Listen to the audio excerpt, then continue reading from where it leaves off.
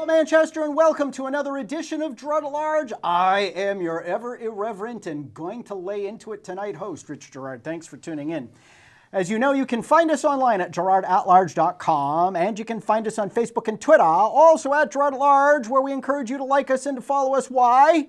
Because we'll give it to you right between the eyes, and if you don't go cross-eyed, you'll have an awful lot of fun getting hit. Now, we're going to do what we did last week, and we're going to start with candidates for office. But before I introduce who is here in the studio, I have a video from Ward 2 School Board member Sean Parr that I'd like to share with you.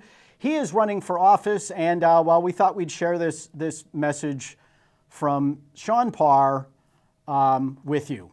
Let it go. Good day, everyone. My name is Mr. Vargas. Look, I'm a little slow today. I just switched to Sanka, so have a heart. All right, so it wasn't really Sean Parr, but for those of you who remember, as I do, Fast Times at Ridgemont High, Mr. Vargas. No relation to Dr. Vargas, our former superintendent of schools, but I wish I had taken a clip of Sean Parr to do a side by each, as we would say on my side of town. Sean Parr seeking re-election in Ward 2. We were unaware of his movie star past. My thanks to the member of our large and loyal audience for bringing that to my attention. All right, joining us in studio now are candidates for Ward 4 Alderman and School Board. Paul Leferrier, the man with the hat, is running for the Board of Mayor and Aldermen, and Jason Hodgdon is running for School Board in Ward 4. And of course, if you have any questions or whatnot for these gentlemen, we'll take your calls at 603-698-3233. But we're gonna be with them for the first 15 or 20 minutes, and then we're gonna let it rip. And you know, since many candidates have asked and will be coming on the show between now and I've decided that I will bring them on first, so you can hear what they have to say. And then I will do stuff that, that I do without having to put anybody on the spot, put them in an uncomfortable position, because I'm nice that way. All right, so we'll start with the fellow all the way at the end of the table. You're running for school board. Yes, sir. And why don't you introduce yourselves to our audience, who you are, why you're running, a little bit about your background, and we'll start there. Yeah, my name's Jason Hodgdon. Been in Ward 4 for about I'm going to give you a tip. Look at the camera. There you go. Okay. Don't look at me. I know, you want to look at me. Who wouldn't? But you want to talk to the audience. No, bought a property in Ward 4 back in 2015. Insurance agent, been in insurance for 15 years, 5 years ago. Oh, really? What kind of insurance? Hi, I'm Jason from State Farm. Okay. Now, do you have your own office? I do, over in Raymond, right across from Tuckaway Tavern. Okay. Oh, so, yeah, the Tuckaway. Good food out there. Yeah, my first year of business was really hard. Like, I had to stay away from going, stop going.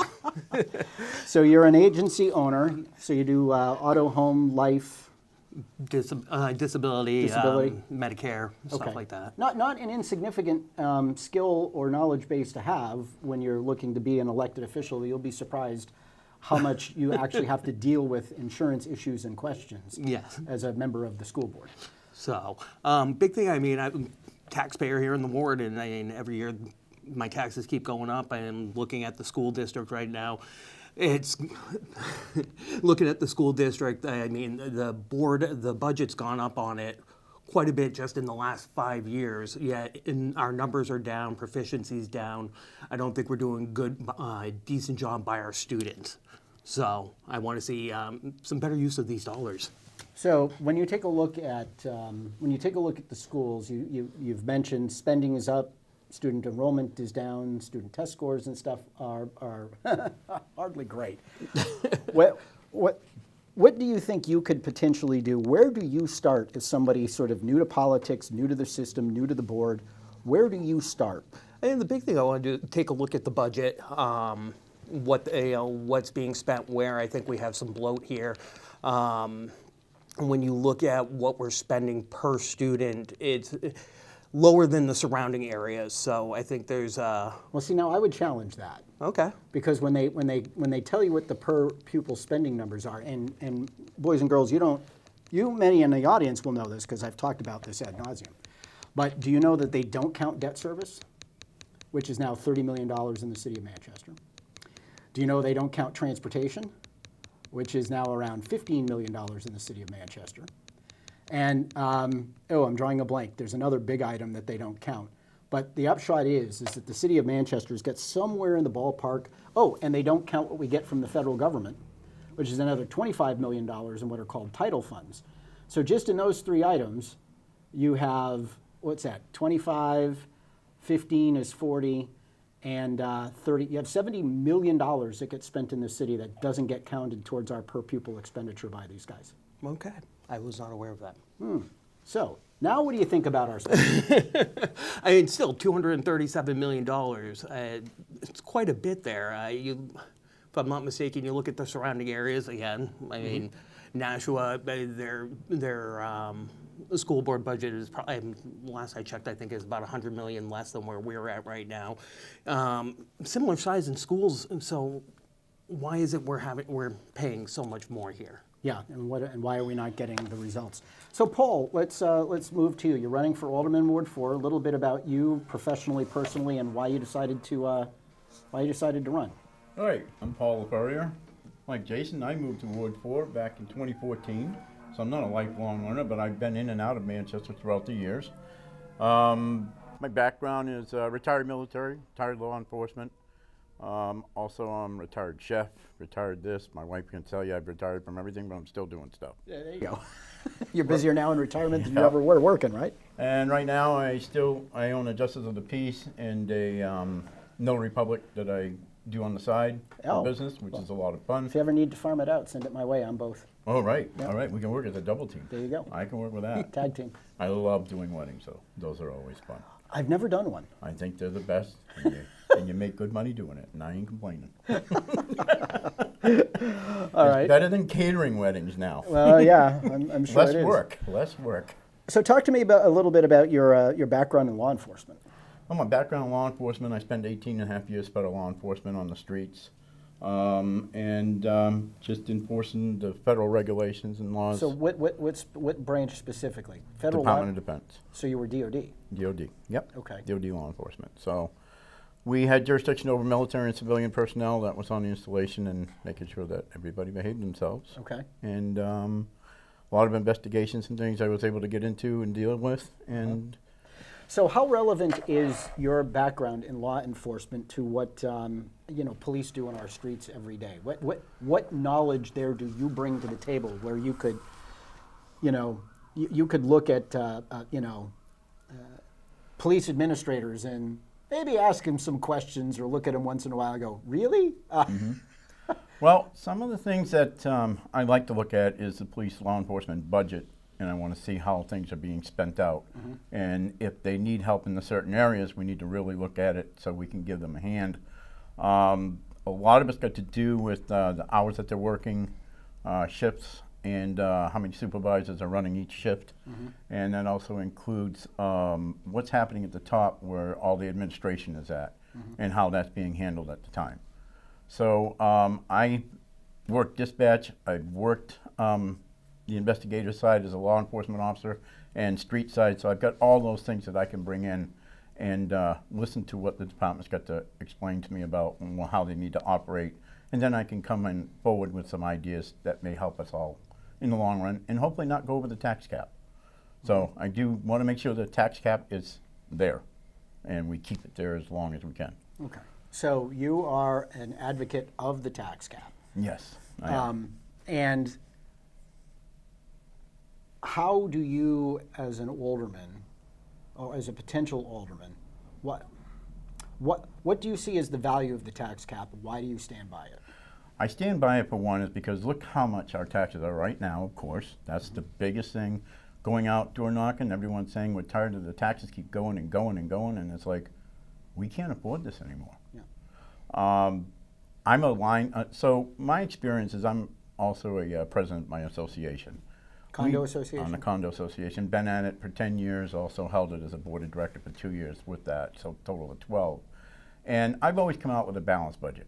We do very well at making sure, probably every 3 years we go up a couple of percentage but that's like 2 to 3 years because we manage it. So I'm a line-by-line person along with my treasurer. We go through the whole system, making sure that we're getting our bang for our bucks and then making sure we can save our association money. That's the same aspects we're going to do as an alderman for the city and the city budget. So Paul, why, and we did this with Jason, so why is it you decided to run? Well, I didn't run, I was ballot inspector for 4 years, and I would listen to a lot of people. The biggest thing you learn stuff from is listening, and that's what I did. And then I would talk about issues that the city was having and saying, geez, I wish I could do something, wish I could do. So my family and friends are sitting there, get in there. What have you got to lose? So I'm going to give it a shot. I'm new. I'm not a lifelong politician. And I'm going to do my best and deliver for what I can do with the Ward 4 in the city of Manchester and make sure we continue to move forward, but move forward at an affordable pace where we can explain why we're spending this and make sure that we stay within the budget and stay within the tax cap as well. Okay. So now, are you two sort of like running together as a team? Are you like the dynamic duo out there? Are you doing door to door together and stuff like that? So as you're going door to door, what are you hearing? Now, do you ever go out separately? I have. You have. And So he's done a couple on his own. So you guys have gone out separately. When you go out separately, do you hear the same things that you hear when you go out together? I would say for the most part, yes, I am hearing the same stuff. Okay. So what are you guys hearing? You're knocking on people's doors. We'll start with you, Jason. What are you hearing out there when you knock on people's doors? The big thing, like Paul was saying, the big thing for people has been the taxes going up. There are older people that are concerned about being able to pay their taxes in the future and or be able to stay in their homes long term. How about younger families that may have kids in school? Are they also concerned about their cost of living, or are they like, hey, flood the machine with more money, our kids are going to school? Actually, I haven't had a lot of conversations with people on that. They've been more so I go out and talk, and it's taxes for them. I have had a few people talk about the students' grades and stuff. I can tell you right now, like, my wife and I are talking about having kids, and I can tell you I wouldn't be looking at putting them into a Manchester school district at this time. So now, obviously, you'd like to try to get the schools into a better position before you have school-age kids. So what is it in particular about the Manchester schools that have you going, yeah, no, I wouldn't send my kids there? Well, I mean, you look at the grades right now, like I said, touched on earlier, proficiency right now. The statewide standardized test scores. I believe math and science were under 20% and hovering around 30 for. Yeah, we're way under both, yeah. So. And that's one of the things, we get all excited, we have graduation days, right? But, the last standardized test we do is the SAT, the junior year. That's what the statewide standardized test is. And you've got fewer than 20% of your kids who are proficient in math, about 25% of the kids, maybe 30, proficient in English. Science is somewhere down in the mid to low teens. It's actually 16. Yeah. And just look the numbers up. Yeah. So, and yet we're spending, we've gone from, in 3 years, we've gone from $191 million to 238 and a half. It's a huge jump in a short time. Yes, but don't you worry. According to everybody on the school board, it didn't do anything to increase your taxes. That's interesting. I'd like to know how that math works. You and me both, because my tax bill ain't mathing right. So, Paul, what are you hearing when you're out door to door? Is it all about the taxes, or are you hearing about, I'm hearing things where a lot of the constituents are saying, listen, I called, made phone calls, made complaints, they're not getting attended to. And there are some that did get attended to. They want to make sure that they're represented well in Ward 4. We do have some areas that need some road work, sidewalk, and infrastructure attention. A lot of them are also saying that, again, the taxes, that is one of the number one things. What can we do to save on taxes? I said, well, we've got to do a line-by-line item budget as far as I'm concerned. And I'm all for, if we have to get an audit, I say we do the audit. Let's go through everything and let's see where the money's being spent and where it needs to be saved at and where we need to trim the fat off in order to make it more affordable. I mean, I've also talked to veterans. I'm a disabled veteran and a retired veteran. So I have a lot of friends that are veterans, and we say the same thing. Hey, we need help. The veterans need assistance with payment and stuff like that for where they're living, or they need homes. I have not talked to any that are homeless yet because I haven't ran into any of them. So I thank God on that. I think they're taking good care of them at our places that we have here in Manchester now. But the others that are homeless, I hope that they can find a way to come out of where they're at and to be able to move up into the world and be a product of society that they can help out. We had Ben Prescott here with us last week, and one of the things that he mentioned, especially walking through the lower, what we affectionately referred to as the lower neighborhoods of Ward 2, like where I live, is we've been hammered with all of these sober and other, I'll call them specialty housing facilities. And it's really done a number on a lot of the neighborhoods. I forget the count, but within 3 blocks of my house, there's something like a dozen of these types of places, and it's just off the wall. So are you hearing about that in Ward 4 at all? Are you running into those situations? I haven't heard so much talk about it in Ward 4 yet, but I'm not done out walking either.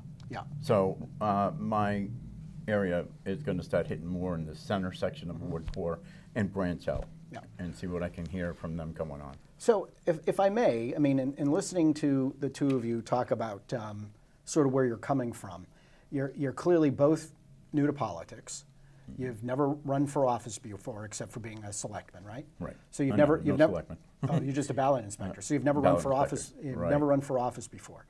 Would it be? Let me ask you this: as a former alderman and school board member, I viewed it as one of my duties was to look like I was stupid. Okay. The monk approach. The monk approach. So here's why though. Because whether you're at the Board of Mayor and Aldermen, and especially when you're at the school board, you get hit with a lot of jargon.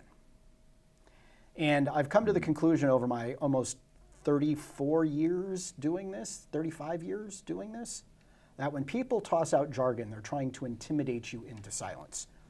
They're trying to make it look so that if you ask a question, especially one that makes it look like you don't know what you're talking about, it shuts you up, right? So my question is, are you the types of guys who is going to say, wait a minute, I appreciate that you're an expert in what you're doing, but I'm not. Would you mind putting that in English, please? Could you put it in language that I, and by virtue of me, everybody at home, I used to do this at the school board. It drove them crazy. Well, I'll give you the perfect example. Edu-speak. I said, would you mind putting it in English, please? And they got used to me saying it, so much so that I didn't have to say it so often. You know what I mean? So I guess, are you willing to risk looking like you're an idiot because you asked a question or you asked for a definition, and just get the information in a format that everybody can understand? Yeah, absolutely okay with that. That's how it's supposed to be. That's how you need to know. That way you can understand what you're dealing with and what you're actually I mean, you're not supposed to defer to the experts, like on Picklegate and stuff like that? No. I was going to ask you, can I get some pickled peppers? Oh, I almost brought a couple jars in because Chris Herbert, who does the show before me, he loves them, so I keep bringing him jars and he keeps sending them back. Well, I should have brought you in some pork pie. Oh, you get the pork pie, huh? Oui. Hey? So, but I sat on a few of the alderman meetings, and when they do all the, the passing of the bills and the second readings and this is. Yes. And my campaign manager sitting next to me, and we're listening and trying to listen. What? What was it? What? And we're looking at each other. Did you catch that? No, I have no clue what he's saying. I don't know what he's saying. So I've been going through the minutes of the committees and stuff like that so I can see better what's being discussed. The minutes are good, but you still need to explain it so the layman terms can understand what you're getting at. Yep. What do you want to get across to the public to say, this is why we need this, and it ain't because I need $1, it's because of this, and this. Give us the right reasons or explain it to us. And that's what we need to have at the meetings, is make sure everything's explained completely so everyone understands why we're making decisions as an alderman. I trust you've been paying attention to school board meetings, Jason? Yes. Yeah. So what strikes you about the school board? Off the top of my head, I mean, it doesn't seem organized. It's a little bit of chaos. Does it seem to you that there isn't a whole lot of intellectual curiosity by members of the board, and that they just more or less go, yes, massa, yes, massa, yes, massa to the superintendent? I think that's how we get a $40 million budget increase over the last few years. Is you get a bunch of people thinking the same thing and everyone going in the same direction. Yeah. And I think there should be some opposition to this here. Like, pump the brakes for a minute. Let's take a look at things. Yeah. Well, I would encourage you both, should you be elected, to do something that most people don't, and that's read your agendas. Mm-hmm.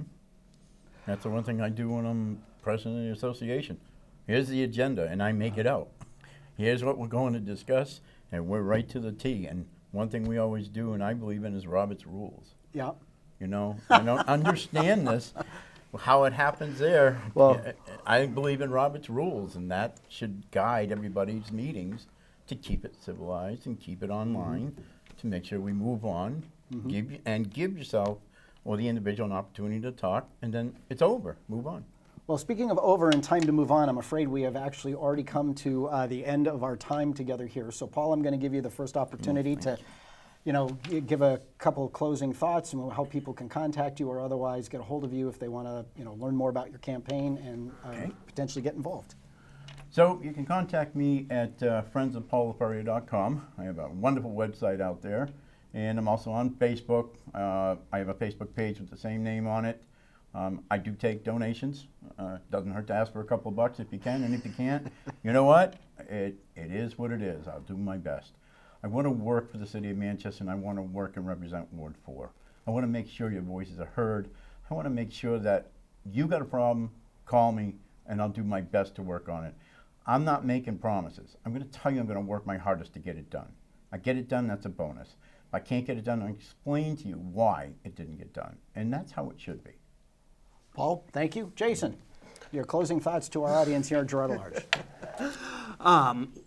No, you can contact me. My email is jason@jasonhodgdon.com. Basically, at the end of the day, I'm a fiscal conservative. I want to make sure that money's getting spent where it should be, and I'd also like to work with the school to be able to turn it into something that eventually, when we do, my wife and I do have a child, is a school district I'd be proud to put my kid into. All right. Jason Hodgdon, candidate for school board in Ward 4. Leferrier. Paul Leferrier. I had Jason, I couldn't get Jason's name out of my head. Paul Leferrier, candidate for alderman in Ward 4. Jason, candidate for school board in Ward 4. Thanks for joining us here on the Girard at Large radio show. I think the thing I like most about you gentlemen is that you are going to ask questions. Just beware when you do that, you're going to get in trouble. But that's all right. Some of us will have your back. If we're asking questions, we can't be the only one thinking it. There you go. Right. All right, we're going to be back in a few seconds. We're going to give these gentlemen an opportunity to exit, and then buckle up. It's time to go.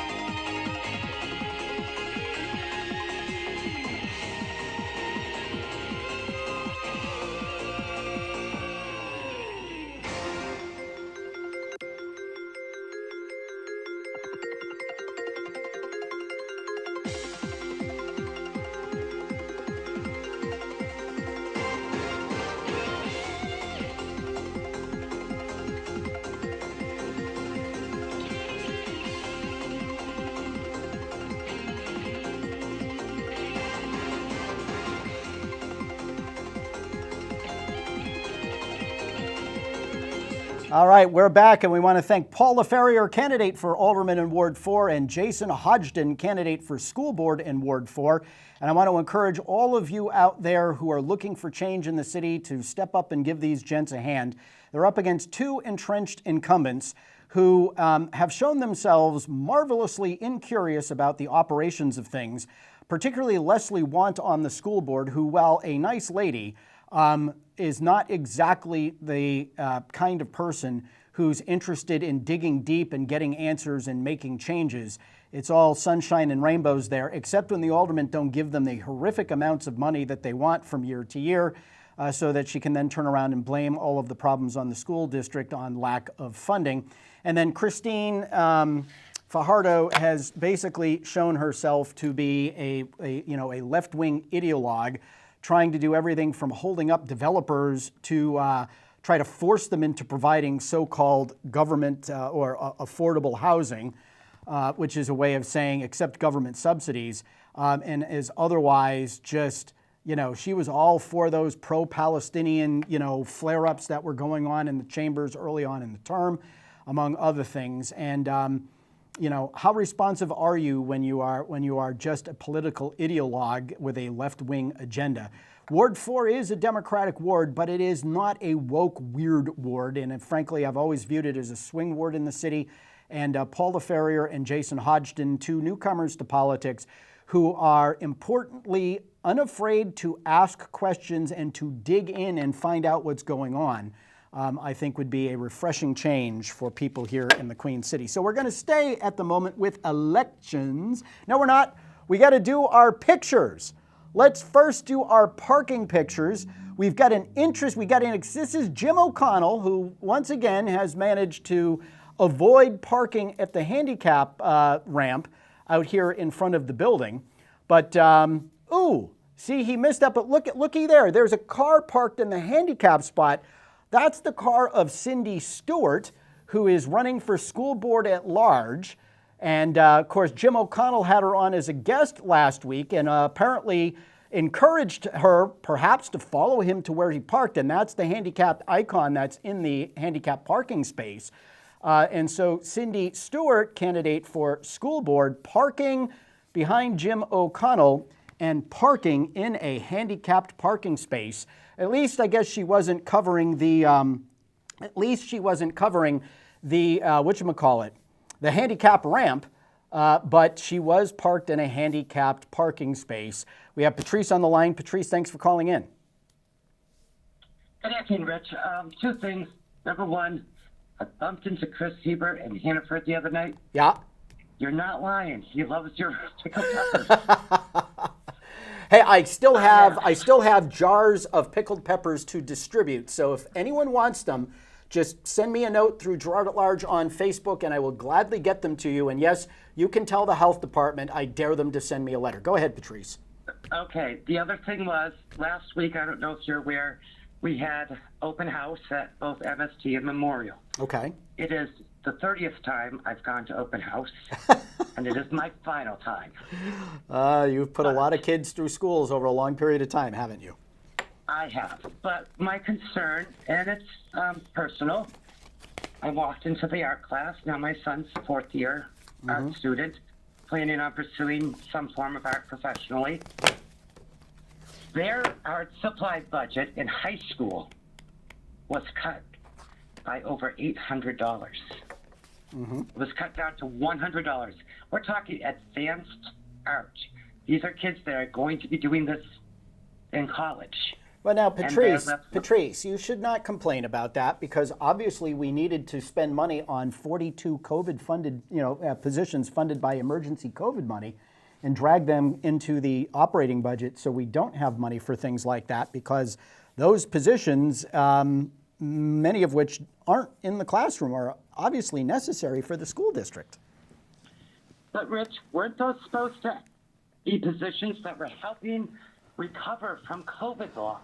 Well, I'm not sure they were ever really supposed to be positions, but hey, of the 73 positions the school district funded in its operating budget with COVID dollars, it brought 42 or 43 of them over into the general fund side of the budget. So, Yeah, I mean, obviously, and and then you have to understand that the extra $35 million they got from the state in increased aid 3 years ago had to be put towards pay raises and building projects. So that $35 million, that's spoken for. And then we have those 42 positions, they're spoken for. And then we have all the pay raises that the administration gave itself and other top administrators. So that's spoken for. And then you have all of those coordinators that they hired. Yeah, I know they let 8 of them go, but I don't remember how many they hired. But now we had, we have to have you have to understand, supplies for kids have just got to be tossed out the window so we can take care of all the administrators and teachers. But I asked each one of my son's teachers, I said, he's on an IEP. The district gets an extra $3,000 for him every year. What have you seen to help my son learn better? And they looked at me with blank faces. Of course. They said, I haven't seen anything. I even asked the resource room teacher, who is targeted for special education and for students who learn differently. And I said, what have you gotten? She said, not a thing. I said, what has my son gotten for $3,000 a year? She said, not a thing. Well, you just have to understand, Patrice, that it doesn't fall within the priorities of the teachers union or the bureaucrats. We need to spend $80 million on a new school building that we really don't need at Beach Street. We need to spend $220 million on expanding middle schools that have excess space and declining enrollment. Of course, we need to make the middle schools so the middle school program works. Oh, wait, McLaughlin, the middle school that was built to be a middle school, had the worst test scores in the city of Manchester when it came to all of the middle schools. So we can see that building design really does affect student performance. And you just have to understand that all of these things are priorities before the children. Rich, this is my boy. I've got to send him to college and he's not prepared. What's a parent to do? Well, they took away levels. They didn't challenge him when they could have challenged him. They didn't help him when they could have helped him. What is a parent to do? After 30 years, I've been in front of that school board. I've tried speaking up. What is a parent to do? What if someone is starting out at the beginning in kindergarten, first grade, second grade? What do we recommend? We recommend education freedom accounts so that parents can send their kids to an appropriate school. But you just have to understand, it's up to the colleges now to do what they've all been doing, and that is come up with remedial courses in English and math so that kids can actually function at a semi-college level by the time they're juniors. So don't you worry, it's your college's, whatever college your son's going to go to, it's that college's responsibility to make sure that he can actually read and write and function at any kind of adult level. Because the schools really aren't, the public schools, the government schools, because they're so underfunded, they're really not there for that. But yet our taxpayer dollars go to pay for them in school. Our taxpayer dollars do not pay for them in college. It costs about $1,200 per course. It depends what college they go to. Even if they go to Manchester Community College, we're still talking $1,000 for each remedial course. Who then? No, I can't say that. Who can afford that? Well, you still have taxpayers. The district owes us. The district owes us a refund, I think. Yeah. We didn't get the education. Maybe I should get a refund. No, you missed the memo. All the problems that they're having are because the school, the city did not give them the extra $12 million they asked for this year.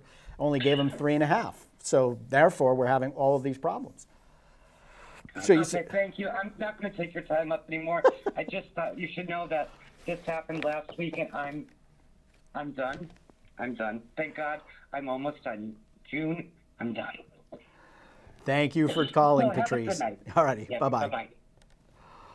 All right. So here we go, ladies and gentlemen. We're going to get started. Let's before we get into the election, let's what else do we have in the bag of tricks? What else did I email you today? Oh, yes. This is what's called a German cockroach. These are the cockroaches that have infested Hillside Middle School. I've given up trying to get any answers from Hillside or the administration. Oh, keep the cockroach up there. We want everyone to get a good look at it. I've given up trying to get the administration to give us answers on anything. I think I'm going to publish the emails that I had back and forth with Anna Thomas, the goddess of the Manchester Health Department, because they will blow your mind at how she justified keeping the school, including, if not especially, the kitchen open during this infestation.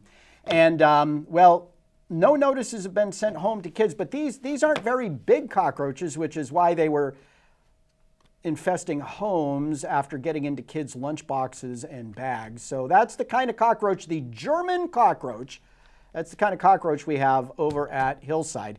And what's next? What else do we got? That's it?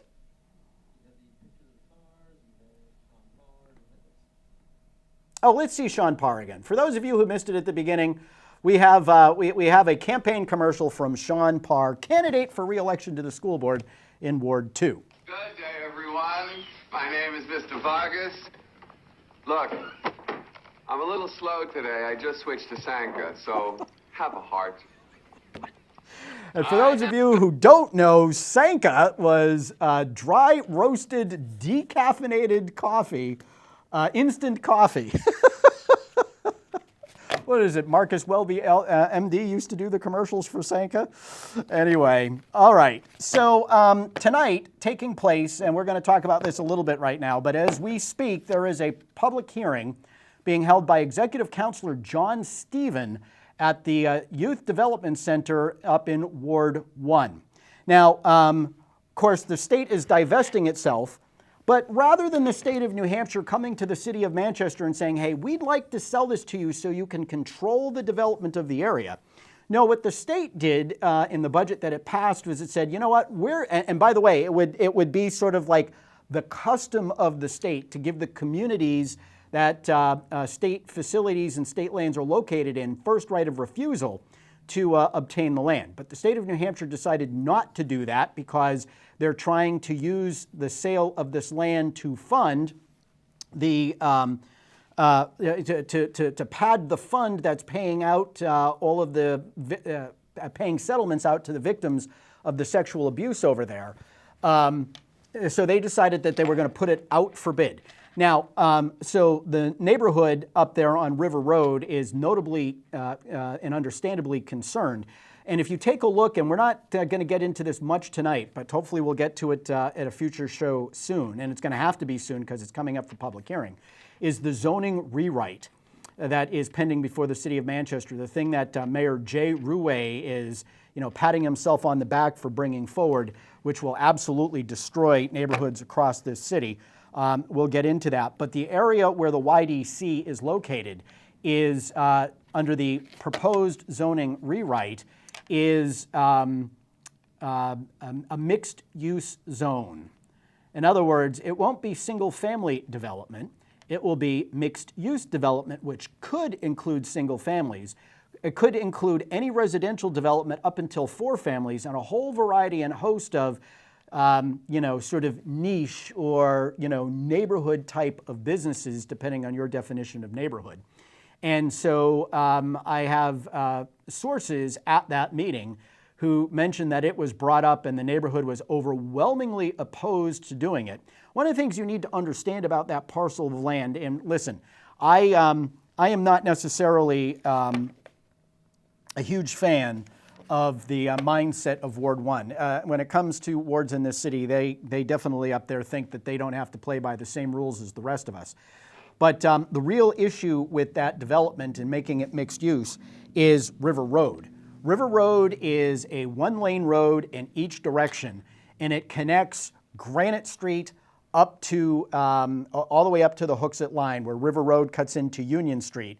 So the capacity of that road and the ability for it to handle any widespread development is definitely in question. One of the things that was always considered a negative in using that site potentially for a Manchester high school, close all 3 and create one great big high school, is just simply the capacity of the road and whether or not the road can handle it. So the neighborhood is in open revolt, I'm told, over the idea that mixed-use development may go in there, mixing business uses with residential and residential by right up to 4, up to 4-unit buildings, definitely is not playing well up in Ward 1 at the moment. And of course, you know, leading the charge on that zoning thing and trying to make everybody, you know, be happy. And you know, this is what Jay Ruais does, right? You know, he puts a pause in everything, makes it look like he's listening to everybody, and then by the time he gets to it, like he did with the, you know, with the Beach Street School, he's like, oh well, you know, we really don't have any alternatives, but you know, I took the extra time, I delayed it a little bit, I asked some questions, I made it feel like everybody got heard. But here we go. So let's talk, shall we, about the campaign. So these are the mail pieces. Now, keep in mind, Jay Ruais is not exactly in danger of losing his office. Jess Spillers is a non-entity as an opponent here. And you know what?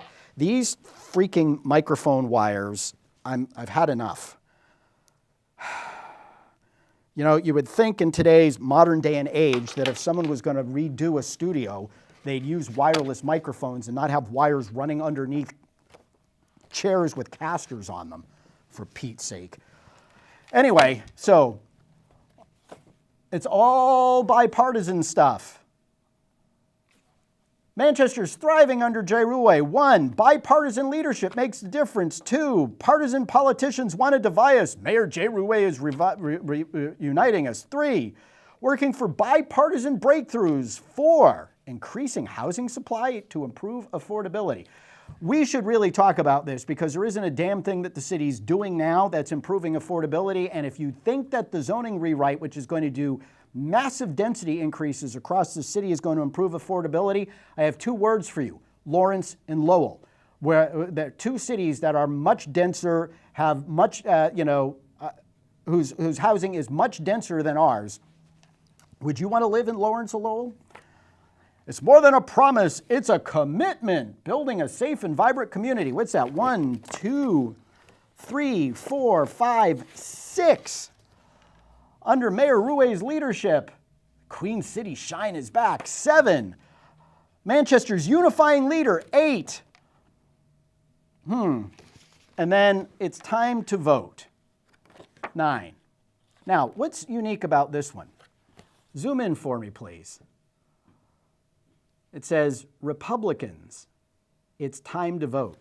Our bipartisan, unifying, nonpartisan, breaking through the partisan noise mayor, who has yet to endorse a Republican candidate for alderman or school board.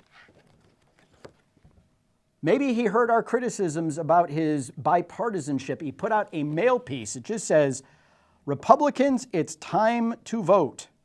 Municipal general election is November 4. Join your neighbors and vote November 4th. Re-elect Mayor Jay Ruais. Scan here to apply for an absentee ballot. Complete the form. Return or mail a return to the city clerk with the address. Notice, Republicans, he's not talking about lowering taxes, holding the line on spending, holding schools or anybody else accountable.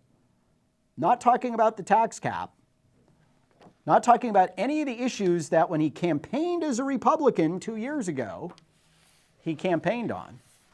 But he has now put out exactly 1 piece to Republicans, and he just says, gee, Republicans, it's time to vote. He doesn't even label himself as a Republican. You know, as I was going through his old campaign literature, I came across this one that he sent out last year. It's time to turn the page on the same old politicians, the only political outsider running for mayor, for Manchester mayor. And that just goes to show you the depth of the dishonesty of this man. Because if a guy who managed congressional campaigns, worked on Capitol Hill, both for a congressman and as a lobbyist, is a political outsider, then I'm Jesus Christ. I mean, I aspire to be Jesus. He's my Lord and Savior. I fail him every day to my eternal shame, but we get up every day and we try to do better. But the depths of the dishonesty here, and yeah, Jay Ruais can, I guess, claim to be a bipartisan mayor because on one hand, you know, he claims to be a Republican, and on the other hand, he has torpedoed his own Republican Party to unite with Democrats on issues across the spectrum. And, I saw one of his campaign pieces that said, if you want different results, you have to do different things. You have to vote for different people. I would really like it if Jay Ruais would come forward and say what he's done differently than Joyce Craig. Because frankly, from where I sit, he hasn't done a whole lot different than Joyce Craig. So the question becomes is, I've been beating this, I want to say I've been beating this horse, but I've been saying this, and it pains me to do it because at the end of the day, there's got to be a solution.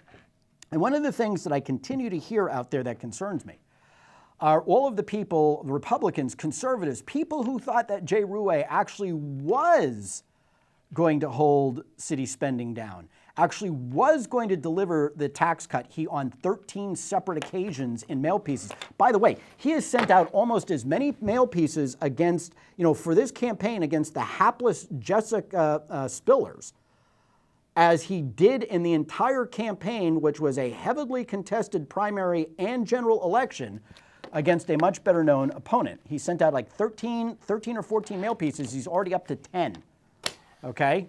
And there are still 2 weeks to go, to say nothing of what he's put on, TV and digital and all of that other stuff, right? So, while I understand his campaign is helping to distribute literature for some Republican candidates, he has yet to endorse any Republican publicly, and he has yet to do anything. Oh, speaking of which, we hear that Chris Morgan up in Ward 1 is contemplating a write-in campaign for alderman. He is the incumbent Republican alderman who decided he probably wasn't going to win re-election, so he ran for alderman at large, came in a distant fifth. He didn't totally embarrass himself. It wasn't a bad showing for a guy who had no name ID outside of his ward. But now the word is that he may run for alderman as a Republican, as a write-in Ward 1, which would be interesting to see how that turns out, because I can't imagine there'd be an awful lot of Republicans rallying around his flag, because where was he on the Beach Street School? Where was he on cutting spending? Where was he on a zero budget? I mean, I can go chapter and verse on the issues where he fell victim to Jay Ruais' pressure and caved in. We've got Emmerich on the phone. Thanks for calling in, bud. Emmerich, you there? All right, I guess you'll have to call back. So this is what we've got now, and but he finally sent something out to Republicans, but only to say it's time to vote. Oh, by the way, would you like your absentee ballot? Huh. Well, there you go. I don't know who he's hoping to persuade there, but nothing to indicate who the down ballot Republicans were. Nothing. But that's okay. When you run as a bipartisan guy, you ever wonder why the Democrats didn't come up with any serious opposition to him? It might have something to do with the fact that you just cannot run to Jay Ruais' left on these things. And, that's just the way it is. And I'm drawing a blank. So, I'm just going to throw it out there, and y'all can do what you want with it. But, people have asked when they've talked to me about the race, well, what do we do? We've got Ruais out there, and Jessica Spillers. And I'm going to say this with a straight face, and I'm going to say it seriously. Write me in. Now, I'm under no illusion that I'm going to somehow wage a winning write-in campaign against Jay Ruais. I also am not under the impression or of the belief that a write-in campaign is going to prevent Jay Ruais from winning re-election. But this is a guy who's not really running for re-election as mayor. This is a guy with all of his bipartisan, nonpartisan, breaking through the divide, unifying us, bringing us together. The only real issue piece he sent out has to do with affordable housing. This is a guy who's running for Congress, ladies and gentlemen. And maybe, just maybe, if Republicans in this city want to send Jay Ruais a message, those conservative Republicans who really believed him when he said he was the only candidate who would never raise our taxes, that he would finally give us a tax cut, that he was going to hold, he was going to prioritize and lower spending. Jay Ruais' 2 years in mayor saw spending go up more and taxes go up more than Joyce Craig's first 4 years. That is a fact. That is a period. That is full stop. And, if you want to look at it, right, the tax hikes that we've had under Jay Ruais and his bipartisan stewardship of the city's budget were just about as big as all 6 years of Joyce Craig. Now, he pats himself on the back for how far under the tax cap he came. Did he? Really? Especially because we don't have time to go into it tonight, but if you're a regular viewer of the show, you know very well that what he did was cheat the tax cap. More specifically, he allowed the schools to cheat the tax cap. The guy who said, oh, well, gee, Joyce Craig left me with such a big hole because of all these employee pay raises. And, remember the money from ARPA, the federal funds for COVID that couldn't be reprogrammed except when he wanted them to be reprogrammed? Yeah. Okay. So there we go. But write me in. Just send a message. Write me in.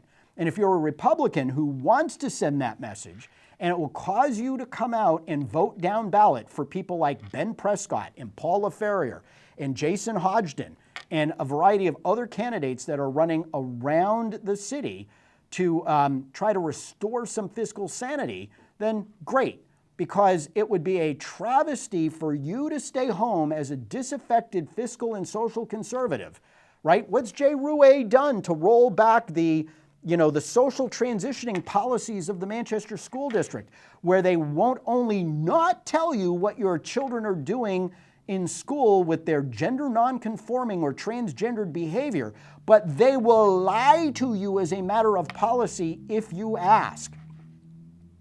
Okay? What has Jay Ruais done to roll that policy back? What's he done about the wheel of power and privilege? We're still waiting for that investigation. Has he spoken out about what happened at Memorial High School with the teacher there who was literally singing and dancing for joy at the assassination of Charlie Kirk in front of his classrooms while he called him a Nazi and accused him of wanting to execute LGBTQ people? Where is he on that? We claim to not have a sanctuary city, but we have a police department that will not be deputized by ICE so they can simply hold people that they know who are here illegally. And according to the police chief, they will hold people who are on detainer, where there's a detainer request from ICE. However, if they arrest somebody and they know they're illegal and they've been convicted for a crime, they won't notify ICE to come pick them up. There might be an extenuating circumstance or two, and we're going to be writing a story very soon on that.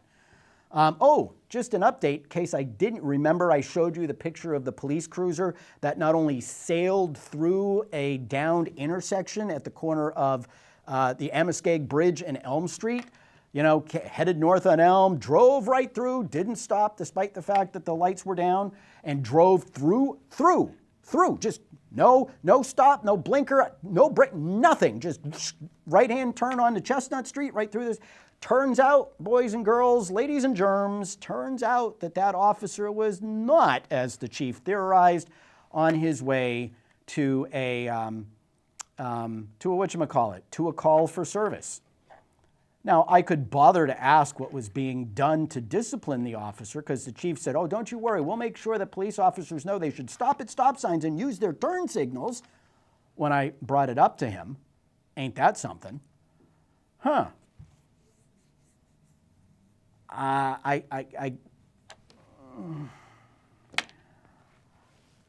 Not going anywhere in particular, and so I've got some data that I'm getting from the police department, but I asked them to break it out, and now it's subject to a right-to-know request, and they want me to pay money to get the pages. So we're going to see how I'm going to get that information, but it would be safe to say that they're not exactly lighting up the world when it comes to all of this stuff. And, update on school transportation. Yes, the administration finally admitted to school board members, and school board members all of a sudden are very concerned about the problems with the school busing service. They have 53 buses, but they only have 46 drivers. But somehow, by their math, they're only 3 drivers short. See, that sounds like 8 drivers to me. You know, and oh, by the way, last year they overran. Remember they told you that bringing all of this stuff in-house was going to save oodles and oodles of cash. It didn't. And somebody asked the question, I forget who it was at this week's school run. It might have been actually O'Connell, the man himself. Yeah. Are we on track with transportation costs this year? Oh, we don't know yet. We won't know that till the check run for September is done at the end of this week or something. But don't you worry, we'll get it to you at the next meeting of the Finance and Facilities Committee. So we're, what? July, August, September, we're 3 months into the fiscal year, and we have no idea whether or not our transportation line items are going to be on target. They seem to be making some progress on their special education busing, but one of the things that the school district has very curiously been unable to answer, and I've asked, is, you know, they've got this policy. We're only supposed to have 20 or 25 kids in a classroom depending on, you know, what grade it is. So their bright idea to make sure that they stay within that policy is to put kids on buses and send them to schools, you know, where if they're in the classroom, they're under that cap. So if, you know, there are kids at Beach Street and there are 22 kids in that first grade classroom, they're going to put 2 of those kids on a bus and send them over to, I don't know, Smith Road School, where they have, you know, 17 kids in a class. So there'll be 19 in the Well, when they do that, they have to provide busing. So I sent them a right to know request saying, how many kids are you busing out of their, away from the school in their attendance district, and what's it costing you? Oh, we'll have to look into that and get back to you, they said. Don't you think they should know that? It's been more than a week. Just like, don't you think the police department should know, since they ask everybody how many people, you know, whether or not they're illegal when they arrest them? Don't you think they should keep record of that? Well, it turns out there's this whole statewide database that they don't keep track of. And, oh, by the way, I'm still waiting for the state police to come up with that information. It's unbelievable how difficult the bureaucracy can be when they just don't want you to know. It almost makes me wish that the write-in campaign that I'm going to encourage you to think about had a chance to succeed, so that I could try to tear this apart from the inside, because you know I would. All right, folks, that's it for today's show. We'll be back next week with more candidates and more God knows what. Until then, be good, be well. I am your ever humble host, Rich Girard. Thanks for tuning in. Until next week, be good, be well. Don't do anything we wouldn't do. We're proud to have you in the audience. Thanks so much for being there. Good night.